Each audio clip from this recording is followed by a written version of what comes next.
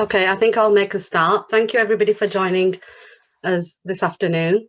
I'm just going to share my screen. Can all see that? Yeah. I'm Humma Nizami. I'm the project manager for Race Equality Network, and I'm today joined by Hattie Charnley-Shaw, who's our capacity builder.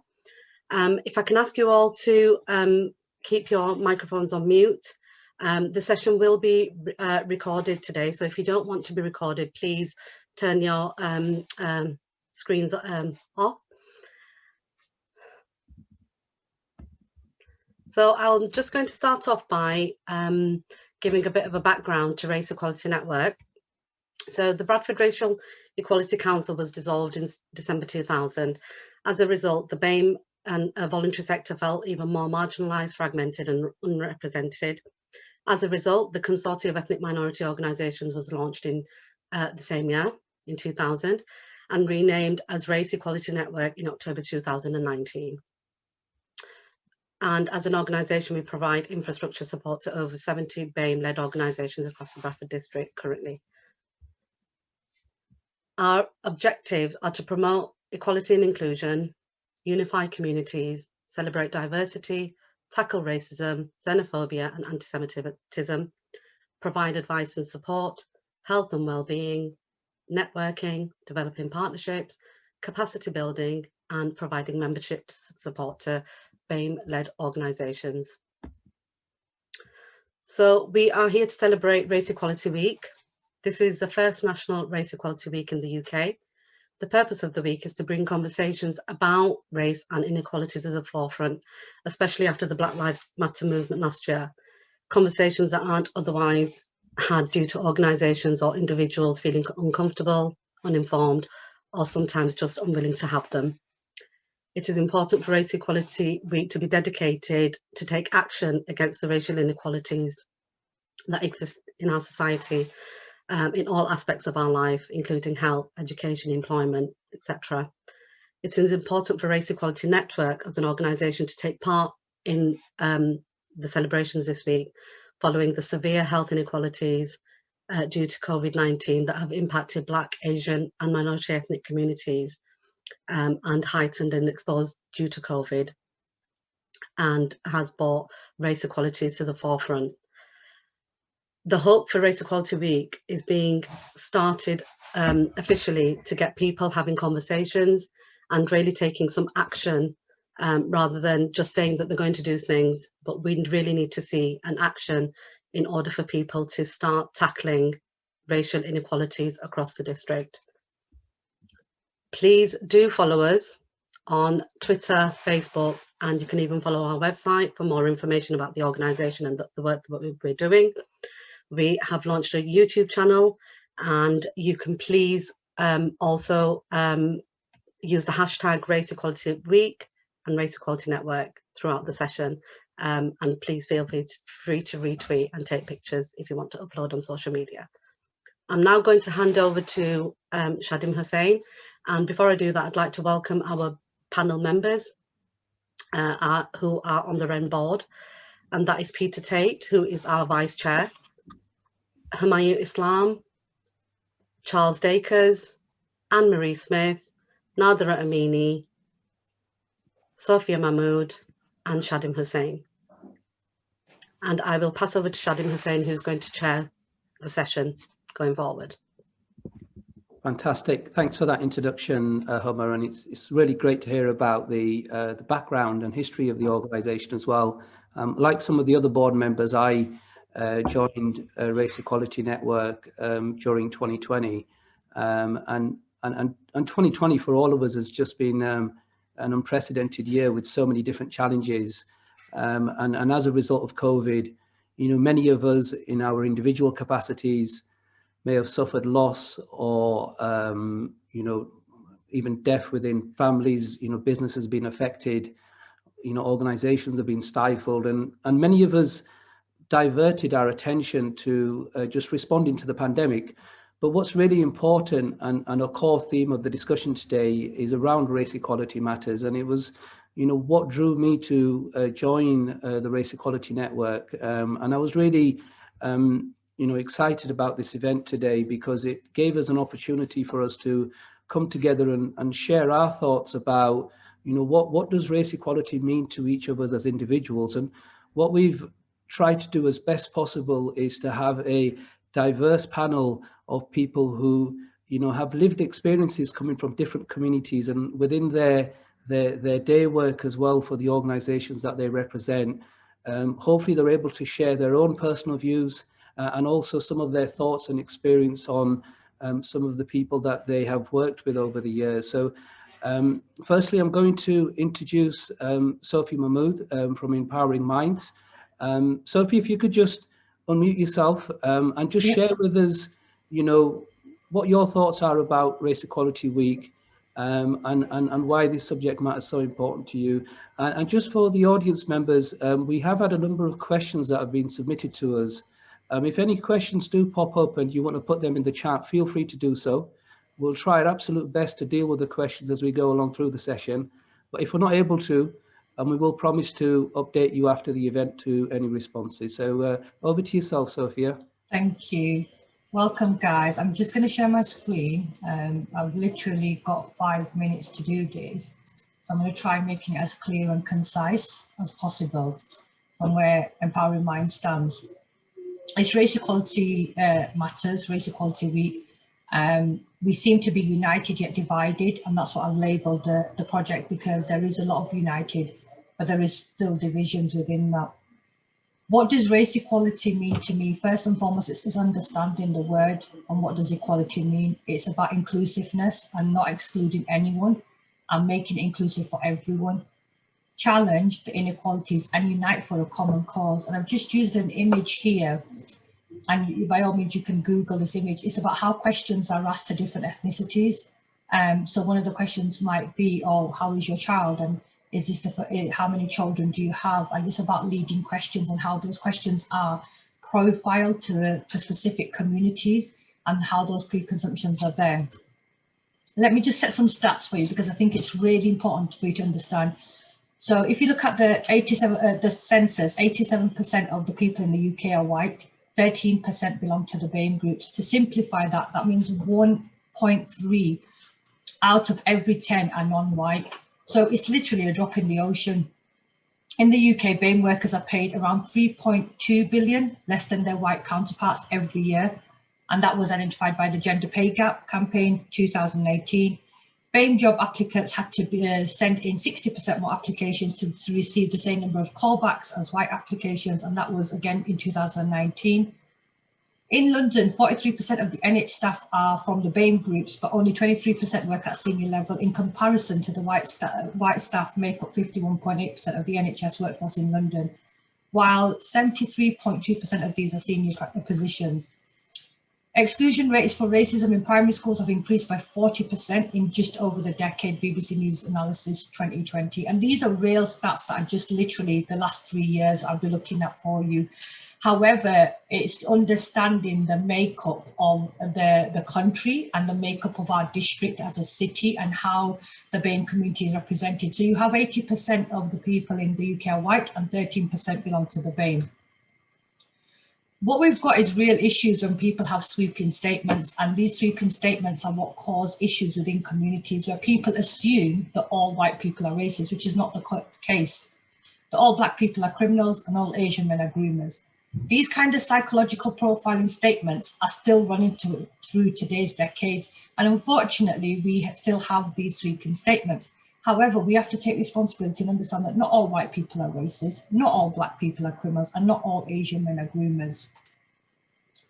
We did a report for a Race Equality Network, and we did a consultation with young people, and this was young people in the district in 2019 last year, and it was about your city, your voice. And these are just 2 examples that I wanted to present to you today of what young people felt like. So one was a young Asian male, highlighted that he worked in a recruitment company which is predominantly white. He was told that if he had changed his name from Mohammed and changed his email address to a white British name, that it would bring in more recruits for their company. So they had email accounts that specifically, even though you'd be dealing with Mohammed, the email account might say John, and that would give you a lead. And then once you've got the lead, it would be handed over to Mohammed, and Mohammed would now be your point of contact. And this is what it was happening in recruitment companies, and this is where people were stripped of their identities, starting with their name. A young black woman mentioned that she was in school, which was predominantly white British. Her picture was always used for equality and diversity, yet she was the only young black woman in her school. So she was saying, what has changed? If you're advertising this, what representation has changed? She now works in the fashion industry, and she stated that designers would only work with light shades, and when calling people onto the runway, the models would be called out in shade order. So because she was slightly darker, she would be at the back of the runway as opposed to the front. And these are two real examples from 2019 of when we've worked with young people who have started from Bradford and now ventured out further from Bradford and come back to Bradford to do more. My pledge today to you guys is to address and challenge systemic systems related to racial issues that impact inequality, to be a voice of change that leads to impact, not to get lost in today's headlines and tick boxes. And that is crucial because the inequalities will still be there. Engage and inspire influencers to challenge inequalities at all levels. There's always a solution, and there is a solution to these issues. Open, honest conversations, no blame game. Let's not blame one specific ethnicity. What we're fighting against is the issue. And we need to take responsibility of what we fight against, or what we challenge, or what we address. And it's all about engage, educate, inspire. But I wanted to leave you with this quote because I feel that the critical thinking skills in reclaiming the narrative is crucial. And this was a police officer that shared this on social media, so credit to her. And she heads up diversity and cohesion in the police. Before you argue with someone, ask yourself, is the person mentally mature enough to grasp the concept of different perspectives? If not, there is no point in to argue. And the reason being is you have to have an open mindset, willing to learn and willing to educate yourself to be able to look from someone else's lens. And to be able to look from anyone's lens, you need to have an open mind and not take responsibility. So that is my pledge for what I'm stating. However, at the end, I'm happy to answer any questions anyone has, and then, happy to have discussions, later on. Thank you so much, Sofia, and some really important points. And we will come back to Sofia later on in the session. I'm going to hand over now to Charles Dacres, who is from the Bradford Hate Crime Alliance. Charles, over to yourself, sir. Hi. Put the timer on as well. 5 minutes. Have you got your timer on? Hi, and hi everyone, and glad to see so many people online. I think for me, my role in my 9-to-5 role currently is that of Director of Bradford Hate Crime Alliance, which is very much about addressing and looking at approaches to addressing hate crime in and around the district, which actually is a byproduct of racism, really. So for me, what does this mean to me? I think for me as an individual, I've worked in inequality and diversity for a number of years, well, too many more years than I care to remember, and I was thinking about how I wanted to approach this and what I wanted to say, and really it was very much about where I come from as an individual as opposed to anything else. I think, having been brought up and lived in Bradford district and been fortunate to be able to work around the country and various parts around the world addressing racism and hate, you kind of do pick up and you do kind of learn some things. One of the things I recognize is that here at home we really need to work harder at coming together. I was really pleased at the changes that REN brought about in terms of the communities that it actively engaged, because previously when I was involved, or when I knew about REN, it was always a bit of an afterthought, bringing other members, and that, yeah, it might be a criticism, but it is that thing about, how things change and how the world changes. So I was really pleased that actually REN has begun to connect all our communities together. I think from that, it's very important that we now start to get into some real meaningful dialogue and actually bring about some meaningful change to support one another. I think lone voices for me as a young black, well, I'm not young anymore, but for me as a black man, over the years, a lot of work has been done trying to address race and trying to address the inequalities that exist within race, and we're still doing it today. And that's what really kind of, you know, I did some work in schools over the summer, and this notion of identity and belonging, our young people are still struggling to find, you know, a sense of belonging and a sense of identity.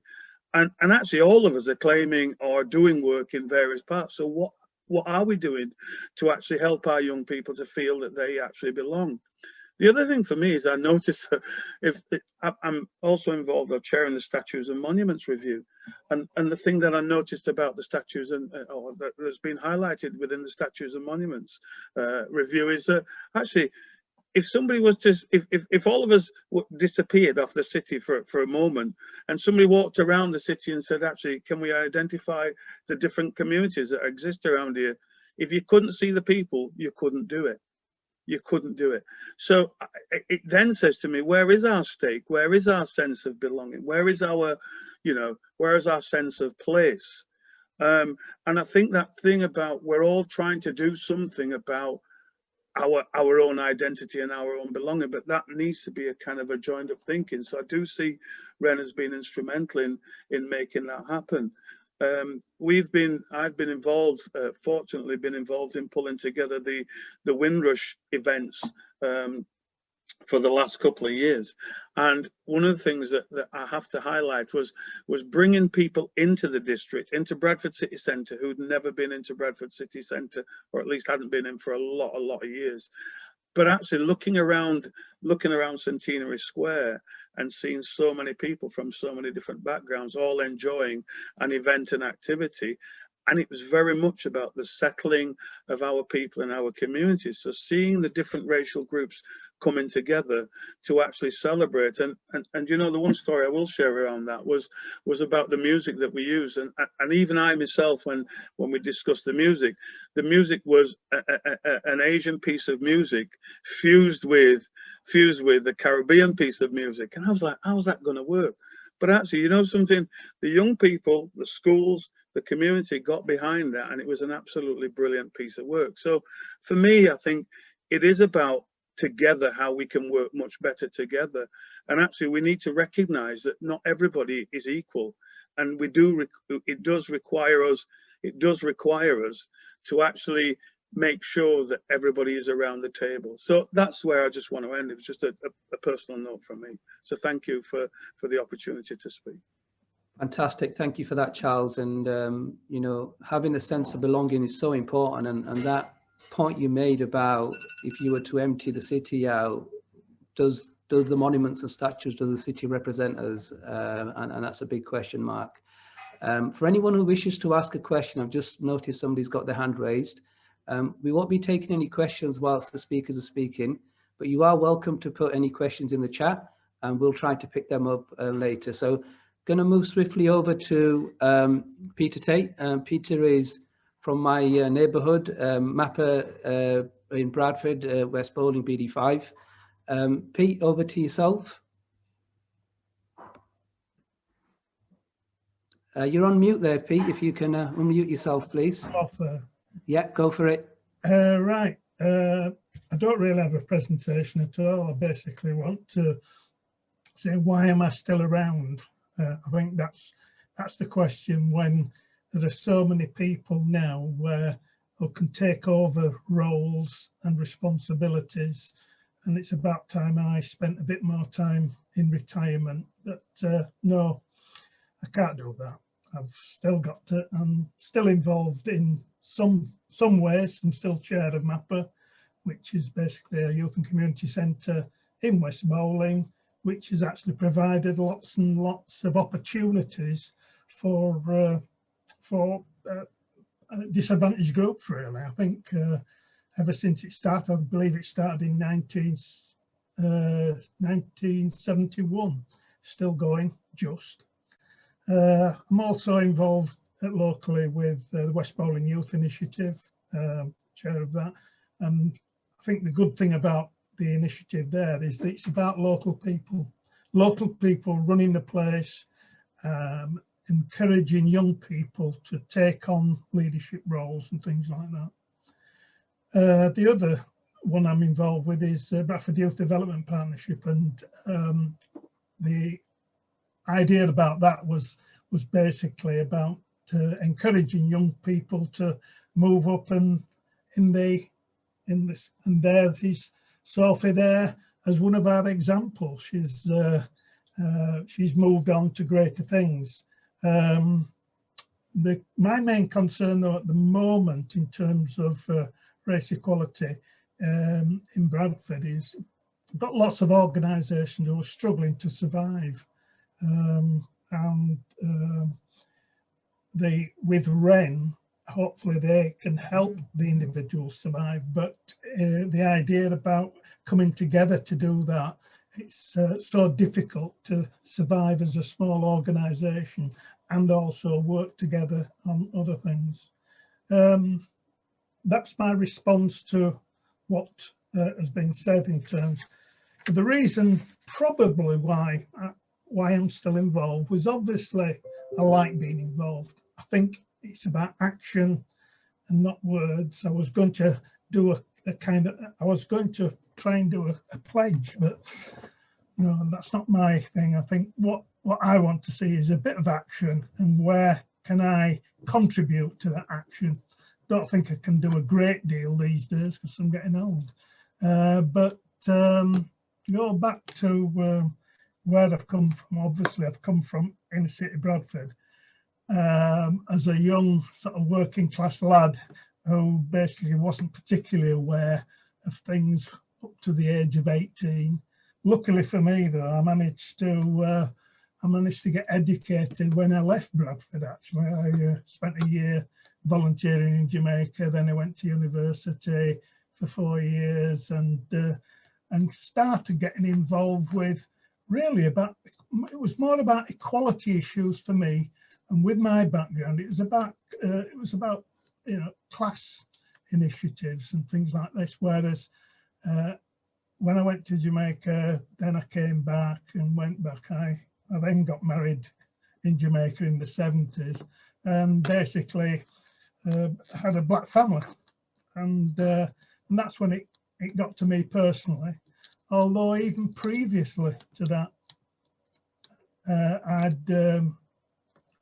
but when I came back home in 1984, got involved straight away with the youth service, and I think one of the accomplishments was actually I think we had one black worker in 1984. Within 5 years, that was 40% of the staff were black, and did lots of other things. I've talked too much. I've waffled on. But if you want any words of wisdom, come back to me. Thank you, Pete. And I think the comment in the chat sums it up. You're an absolute legend, mate. And I benefited massively from having MAPA there. So thank you for what you've done over the years. We're going to now pass over to Anne-Marie Smith from the African Caribbean Achievement Project. Anne-Marie, are you okay to unmute yourself? Yeah, good afternoon, everyone. If I could ask you to go back on mute, thank you. Thank you. Yeah, I'm just going to just summarize in a few paragraphs what it has been like and what my experiences have been growing up here in Bradford. So, I was born and I've grown up right here in Bradford. I am the third generation of African Caribbean people who decided to come to the mother country on the Empire Windrush in 1948 in search of a better life, only to receive harsh reception. A toxic climate created towards Black communities, not only from politicians from the very top, but also from locals. Race equality would mean that locals would have worked as one with the new arrivals to help restore Britain without racial discrimination. Faced with social and economic exclusion upon arrival, denied employment and accommodation on the basis of race, the Black community encountered racial prejudice and violence for years during the 60s and 70s. the government passed new legislations to impose stricter immigration controls. Although in 1971, immigration allowed citizens from the Commonwealth already in the country indefinite leave to remain, the Home Office never issued paperwork confirming status of people arriving before 1971, leaving many of the Windrush generation in 2020 facing deportation in a country that called home for decades. Race equality would have meant that the Caribbean people who were British subjects by virtue of being born in a British colony and who had contributed massively to the British society would not have faced racial discrimination or deportation, but given documents needed for them to have the same opportunities as UK-born citizens. For me, growing up in a close-knit West Indian community, there was such a huge sense of community, but the West Indian community was subject to living in poor quality accommodation, where the council flats were damp, cramped, and very old-fashioned due to racial discrimination on parts of council and many private landlords who had the view that Black people didn't belong here. Not only did Black people be subject of poor housing conditions, but at school, the Black community were excluded from the curriculum. No mention of Black people's many contributions to British society or indeed the world. Attitudes towards and expectations of students were completely different to white students, especially where Black boys were concerned. Today, Black boys, Black Caribbean boys, face disproportionate exclusion from schools. All these factors affect education, attainment, social mobility, financial independence, health, well-being, and employability. Racial equality would include African and African Caribbean history into the curriculum, instilling a sense of identity and belonging into the youth, showing that the world is not just one-dimensional. No longer should Black people have to work twice as hard as their white counterparts in the workplace to succeed because of their race, and only given training to progress by requesting it, if at all. Black people should have the same prospects as the white colleagues and the same opportunities, so that they are not only the only non-white face on the management meeting. It is important that these racial inequalities for our children and generations to come have opportunity and feel they can achieve whatever they want without racial bias, for them to feel important and like a valued member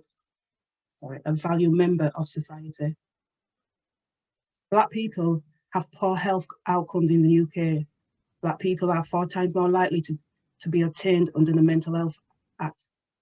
Black women are 5 times more likely to die in pregnancy, childbirth, or in postpartum period compared to their white counterparts. Black and other ethnic minority groups are at a greater risk of COVID-19, according to the National Office of Statistics, Black people are 4 times likely to die of COVID-19 than their white counterparts at the same age. Racial equality means that rather than just reporting on these statistics, something was actually done to get to the bottom of this with changes implemented at a societal level to help improve health outcomes within the Black community. In order for racial equality in Bradford, organisations such as ACAP need to be supported in order to continue to create and save a safe space for people to receive cultural appropriate services. And that's kind of how I've summed it up. Thank you. Thank you so much, Anne-Marie. We could honestly listen to you for hours, and you've got so much to say, and you've presented that so eloquently. So thank you for that account. Going to pass over now to my friend Humayun from the BEAP community organisation, BEAP community partnership. Humayun, are you okay to unmute yourself? Yeah, I've unmuted myself. Thank you, Shadim. Yep, go for it. I'd just like to say thank you to REN giving this opportunity, and good afternoon to everybody. And great to see so many people joining the event today. Yeah, my name is Humayun. I'm part of an organisation, a charity called BEAP Community Partnership, and we've been serving the local community, the Bradford district, for over 20 years now. We've had so many different projects. One of the projects I want to talk about is our Bangla Bantams initiative, which is a multicultural supporters group to encourage more fans going to watch and enjoy the experience of football and bringing people together. And that's what you use. So using the tool of sport to bring people together. One of the things what we wanted, which a massive challenge, was talking to South Asian women and asking them what do they think about football and going and watching a game.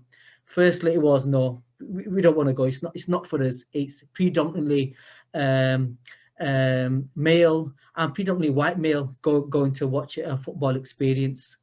What we wanted to do is try to change that that thought, that experience, and showing that actually it's about being part of the Bantams family, being part of the wider family, and going and enjoying that experience. What we did was we used food, used samosas and pakoras as a way of enticing the ladies to say, do you know what, we're going to take some culture to the game, we'll take our own food and we'll travel and enjoy the experience of food. So that was a great way of taking the ladies to the game. The day's experience going to the game, we had about 20 women, South Asian women, who also took some of the children with them to the game. Was going in, firstly, they said it was like being on a holiday with like 16,000 people walking all together to the game. Going into the stadium, it was like, wow, surrounded with all these people with the same city colours, feeling proud, having that identity. And at that day, it was Bradford City versus Rochdale at that time. 10 minutes into the game, we had one of the ladies come up to me and say, do you know what, that blue team are doing fantastic and they're doing really, really well. I said, the blue team? Oh no, that's Rochdale, you supported the wrong team. Bradford City's clad in amber. So I said, okay, brilliant, I'm watching the game. So they're watching the game, and then it came half time, the teams came back on, and then another lady said, you know what, I don't understand this. Now Bradford City are shooting this way, and now they're kicking the other. So no, the teams swap at half time. Then it was about the goals. When Bradford City scored the first goal, they sat there, didn't join in. Second goal, they didn't join in. By the third goal, the ladies actually joined in and clapped and felt part of the family. And by the fourth game, they were cheering away. They really enjoyed the experience of being part of, not even understanding the game, but just being there, being part of the Bantams family, and also sharing the food. We was there with the samosas, the pakoras. We took a milk bottle full of mint sauce in there. And actually the fans were looking at us thinking, oh, what is happening? We actually shared that food, and it was a way of breaking that barrier as well. So we used food as a way of sharing our experiences, and they were asking us why we're coming along to the game, what it was, and actually it was such a positive experience. From that experience, we had ladies who initially said they didn't want to be part of that experience, to actually asking us when we can go to the next Bradford City game. And when we actually did go to the Bradford City experience, they're actually now, the ladies were saying to me that we're actually praying for Bradford City to win, and they really enjoyed that experience. So me, it's about race equality, it's about inclusion, it's about using sport as an angle to bring people together.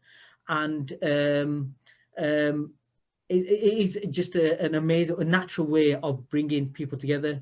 And to finalize also, race equality to me is about understanding our differences, but discovering our similarities.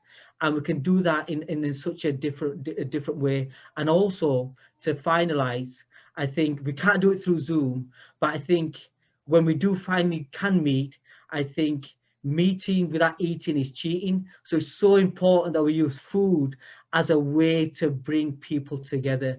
And that's a simple way. So sport and food is a great way of bringing people together. So that's us with one of the projects as BEAP, and REN supporting us with so many food initiatives and raising awareness about COVID.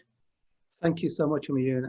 And you know, we've got many Bradford City fans on here, I do hope. And I'm a big BEAP fan. I've loved the work you guys have been doing, and it's really passionate. And it also shows how the positive relativity of our ethnicities, background, and food in particular can bring us together. So it's a great work there from BEAP. Going to hand over now to Nadera Amini from the NAFS Fitness Project. Nadera, are you okay to unmute yourself? Yeah. Good afternoon. My name is Nadera. So we are from the Sofia social enterprise, and we support predominantly women from all races, from all religion, all backgrounds. And I would like to start my speech with the saying of the Holy Prophet, peace be upon him. He said, "A white has no superiority over a black, nor a black has any superiority over a white, except by the piety and their good actions." So every time I read this quote, it made me realize that actually it's God himself who has created us as human beings into nations and tribes. He's the creator of all the human beings. So he has clearly said to us, it's our actions, our good moral values that we will recognize to see each other. We should learn from each other. And I think this is a starting point that we should attract each other by our good sides, our good values. And talking about bringing communities together, we also support women in getting into healthier lifestyles through sport. So we are very encouraging mothers, especially because mothers are actually the bearer of the future generations. Who are we here? We are unique because we can give birth to children, and these children are the society of the next generation. And there's always a message to carry on from one generation to other generation. So I would like to say most of the positive sides that I believe, like a lot of generations moved here to England. So like Anne-Marie was saying, the African Caribbean came here, so did the Indian and Pakistanis, and a lot of other nations who lived here in England and call this their home. England is their house, is their home. So I think if we unite and help each other, even though we are different, we know we are different, but we should share our good values, our good tips and ideas. And with our organization, we wanted to help women who have no voices. They can't go out for work, they can't afford expensive clubs, so joining the clubs. So we offer recreational sport, so such as netball. I'm a Muslim fencing coach, so with the British fencing, I deliver fencing for women. So within the dignity, they can cover themselves, they wear the helmet. At the same time, they have the confidence to fight for themselves, to defend themselves, but in a way of a sport. And there's also Mandela Nelson said, sport doesn't have a language. So we don't need any words to play together. So just come out, get your enthusiasm, get your kit on and play, enjoy the fun. Another thing I would like to say is sometimes it's difficult to belong to a group. Obviously, like Bradford City is a very good football team. I myself from Germany, and Germans are known for their football skills. So every time there's World Cup, I always support Germany, not England. So it's always within our families, we have been fighting. Oh, you live in England, you should support England. I don't know about my roots are in Germany, and Germans are good football players. So you see, within the family members, you can have different opinions. So we have to learn to accept people's opinions and differences, but work together. It's okay to be different. It's okay to have a different opinion. And I think my pledge also for REN is, that's why I'm on the board as well, to give these voiceless people a voice and just give them, especially when it comes from a mother myself, that moms have equal right to be a family member first, look after the children, and later on going into work and build a career. So it's nothing wrong, to be maybe there for your family first and then later on work actively.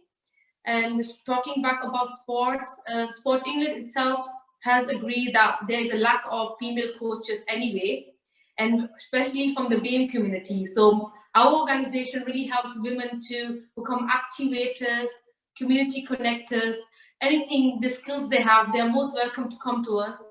We try to support them in our group, and there's potential for them to share the skills with us and do some better for the community. And I think this is so much needed now in the health inequalities caused by COVID. And BAME has been affected, the community from the BAME groups have effectively more affected by this pandemic. So again, we should not fear the differences and fear our unknown. So we don't know what's going to happen throughout this year.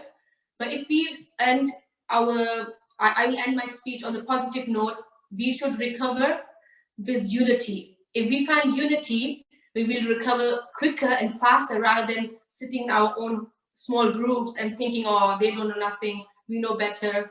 Just open the hand of friendship, come forward, give us a question, ask us, and let us ask you a question. I think that will open a good conversation. Thank you. Thank you so much, Nadera. We absolutely love the energy that you have and the positivity, because when we had this chat yesterday about how we were going to manage to cover all these points in the space of 1 hour, it's important that we recognize the challenges, the inequalities, the discrimination. Having heard from Anne-Marie speaking so eloquently about the challenges of the Black Afro-Caribbean communities and the Windrush, problems that we all are aware of. It's kind of difficult to find that balance of how we then turn and look at the positive side of things. And for the next part of the session, we are going to move to some of the questions that yourselves and other people have put forward. And what we've tried to do is sort of choose the most important, what we thought were the most important of the questions that have come through. So the first question that we're going to move to is, do you believe that Black people are still discriminated because of the colour of their skin? And why do you believe that? So I'm going to ask Charles. Charles, are you still on the call with us? If Charles is not here, I'm going to ask. I am. I'm here. Yeah, Charles. Yeah.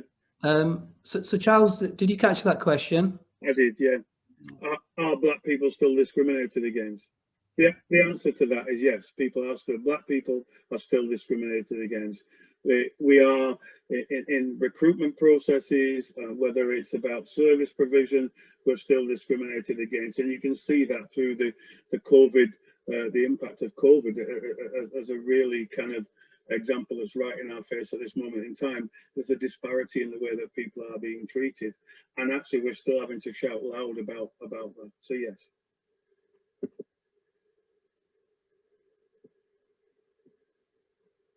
You're on mute, Shadim. Thanks for that, Charles. So, Charles, what needs to be done to address this issue then? And what work is going on? What do you feel is the positive work that's going on, and what further can be done to strengthen this cause? I think some of the work that's happening is certainly I can comment in terms of like what REN's been doing and the funding and opportunity REN's been given to be able to bring communities together and to kind of try and bring some equity into the way things are being supported. I can also comment on some of the other groups like the 1-1 Cocoa group and the other food organisations that are supporting food packages and distributions and supporting people around the district. There is far more of that happening now, and so there are some real positive things that people are doing, and it's well needed work, and it's long overdue. It's a shame it took a pandemic really to bring some of these things to the fore, really.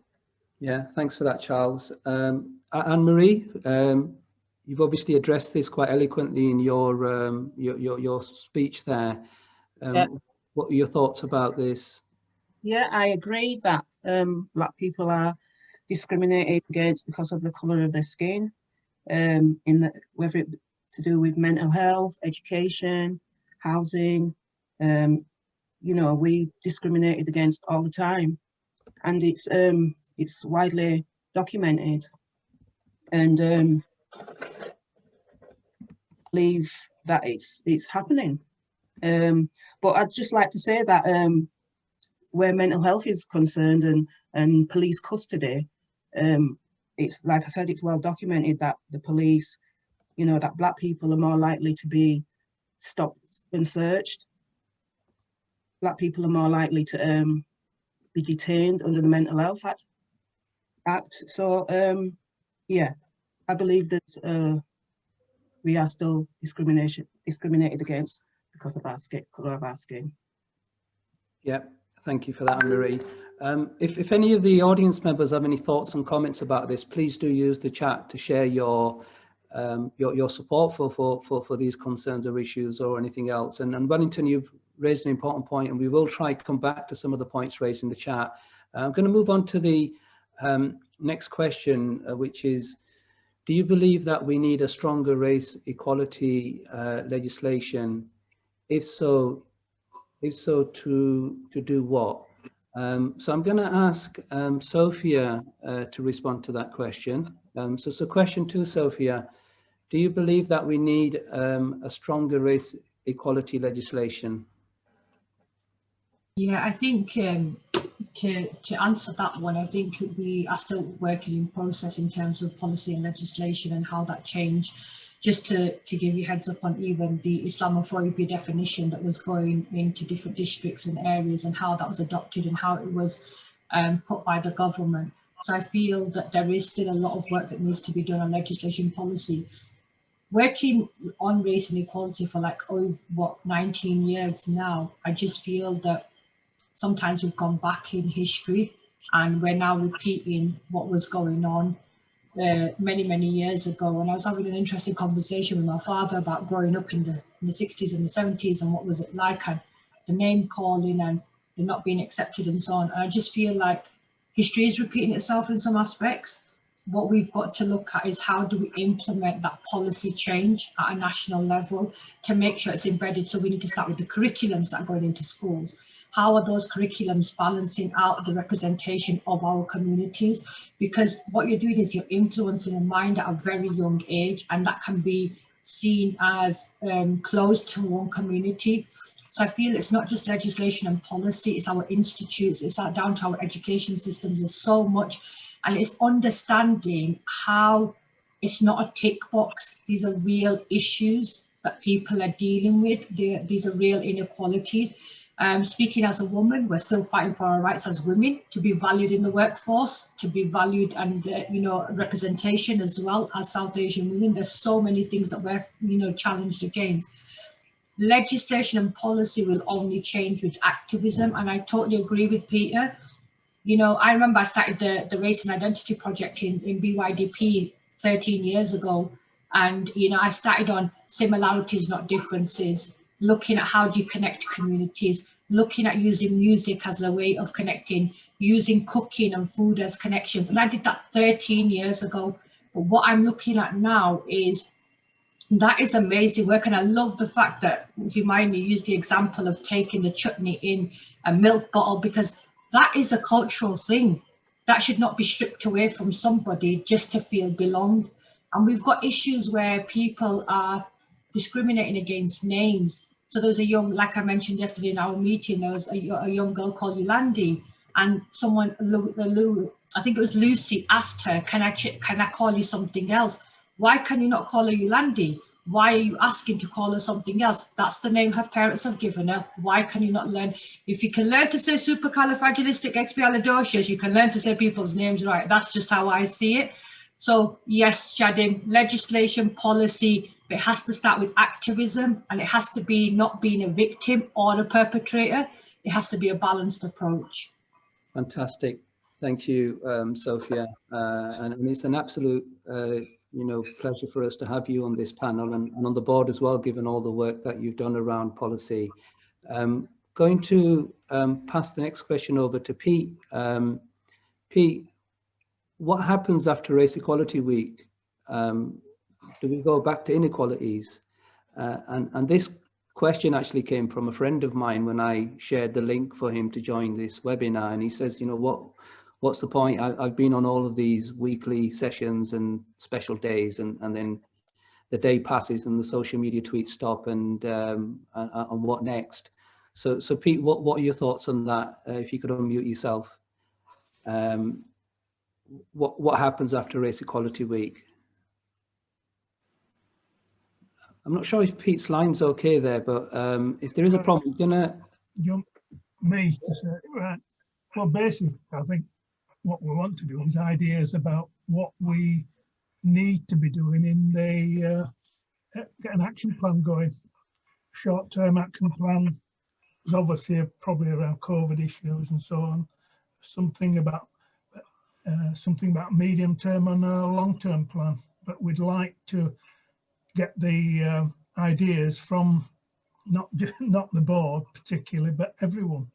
And hopefully people will come back and give us some, assist us with ideas. I think that's the idea, is to talk together, get some proper ideas together, get some that are achievable. I certainly want, it's good talking about things, but let's get some action done, get a decent action plan going. Yeah. Thank you, Pete. And Zara's made a really important point in the chat that there needs to be more accountability across systems. And I think that's really key. And we've seen through the pandemic and COVID where, as Charles said, more of our organisations from BEAP communities have been empowered through having funding. And that's a really important part of having the resources to do these things as well. Humayun, what are your thoughts on that question? The same question, number 3, that Pete just responded to. You'd have to unmute yourself, Humayun.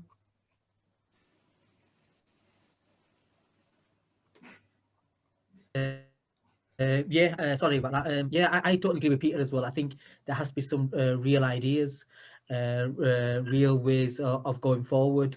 And also I want to mention one of the pledges as well. I think we need to get more youth involved.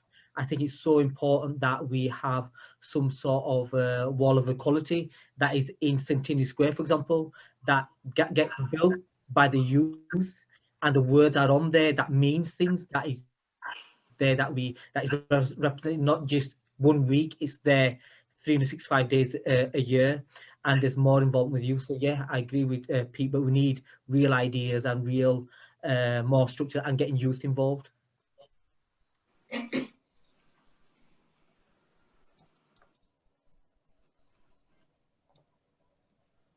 You're on mute, Shadim.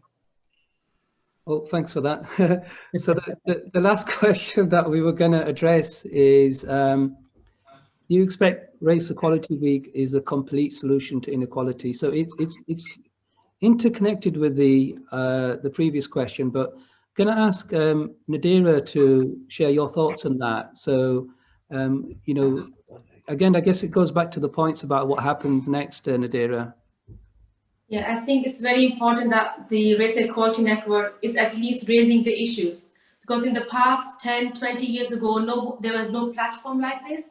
So I think this is a very valuable tool to carry on raising awareness and, again, sending the message to the right organizations, like, to judges or legislation, or also big board members in the council, for instance, that there are communities out there who want to do some more for themselves. Please present them a platform, present them some funding, present them some venues where they can meet. I think this is so important if we work with these structures, professional structures out there, and REN is doing a brilliant job. And a little bit from my background, I grew up in Germany, for instance. In Germany, unfortunately, they have very high bureaucracy, so a lot of paperwork, a lot of legislation to follow. And at that environment, a lot of community felt hard to find the way how to represent their cases forward. And then I think in England, or Bradford itself, there are brilliant organizations there who help people to go forward with their questions, or like this platform today. This event is brilliant. People are coming together, sharing their ideas. I want to help as well. And that's a very plus point I've seen in Bradford. Bradford has a very multicultural approach. It's great to work in this city. I never moved away. Once I moved to Bradford, I could have moved to Birmingham, to London, Glasgow, but I stick to Bradford because I felt I belong to this community and I can do something for my communities. So, like, for instance, in our group, we are not South Asian women. We have Palestinians, Middle East ladies from Syria, African, English people, and also Eastern European now because of the Brexit issue. I understand what their issues are they going now. Like the Home Office is struggling with all the settled status, and Brexit brought a lot of hardship on top of COVID. So if that makes sense, people have their own problems, but we are there to support with the problem, so we can maybe share the voices. And I think this platform is very good to make these changes happen. Thank you. So look, we're really grateful to all of our guests who joined us this afternoon, and of course to our speakers and the panel, and of course to Hattie and Humma, who have made the effort stashing around for the last week, chasing us all up and getting us to register and be a part of this conversation. And I think the important thing to recognize is that this is the start of a conversation. It's not an event on a day in a week that's supposed to mark some calendar or some social media hype. For us, it's about starting the conversation. And just a key summary is, what we're looking at is future action and a plan for that. And REN will be working on that, and we'll be sharing with you what our thoughts are. And we invite everybody to contribute to that future action plan. We'll be looking at some form of a written pledge that will come at the back of this call today. So again, any thoughts you have, Hattie's shared in the chat the email address for you to share those thoughts on. A really important point that's been raised by many of the speakers is about collaboration, working together, being inclusive. And sometimes when we talk about these matters where we're looking at that BAME minority community and comparing ourselves to the white communities. But I think it's very important that some of these challenges that we look at together, and particularly in white working class areas of the city, are no different to inner city South Asian areas where we face similar challenges, and many of us have kind of grown up and gone to school together. So we need to work on that together. We need impact and change. This can't just be a talking shop. And I think everyone at the REN board, including our senior members, have made that clear, that we do want to bring change. We've spoken a lot about humanity and respect, and that's really important that we do listen to each other. There was somebody within the chat who mentioned that there wasn't a community represented, and I'm not sure who that was, but if you wish to unmute yourself and share that, please do go ahead. It was Wellington, Shadim. Oh, okay, if somebody can ask Wellington to unmute himself, that would be brilliant. And yeah, Shadim, he's got his camera on as well. Oh, thank you very much, Shadim. My name is Wellington. Sorry, Wellington, just before you start, I was just going to say that we've come to the end of the planned session. But if anybody wishes to stay on, then we'll continue for the next few minutes. And if anyone wishes to leave, then thank you for joining and feel free to exit. And as I said, let's keep this conversation going. Apologies, Wellington, over to you, sir. Thank you. Thank you so much for giving me an opportunity. Yes, I've been listening to different speakers really highlighting the challenges which are faced by the BME communities. But I felt like I have to add something over the community that I represent, people of African background. I think you may have seen that in the last 2 decades, we are becoming more visible in the city of Bradford and around surrounding towns in the United Kingdom. I think to us, really, the major issue is about inclusion and representation. We realize that really we don't have much in terms of a platform where we can highlight about the challenges which are facing us as the newly arrivals in the United Kingdom. Decisions are being made on behalf of us without us being consulted. Thereby, we feel like really, even if you look into really the economic ladder, we are right at the bottom. You talk of housing, dilapidated housing are occupied by people of my background. You talk of jobs, really the lowest of them all are people of my background. So what I was just saying, that we have got a brilliant platform here. I think really maybe moving forward, if we can also try to focus on those people as well. Many of them, I know that there are a problem of language barriers and things like that, but what can we do to bring them on board? What can we do to help them as well to rise up the social ladder? that's my contribution. And thank you very much for listening to me. Thank you, Wellington, and that's fantastic. And yeah, this is exactly what this platform is. You know, we could have had 50 speakers today, and we're grateful for those who have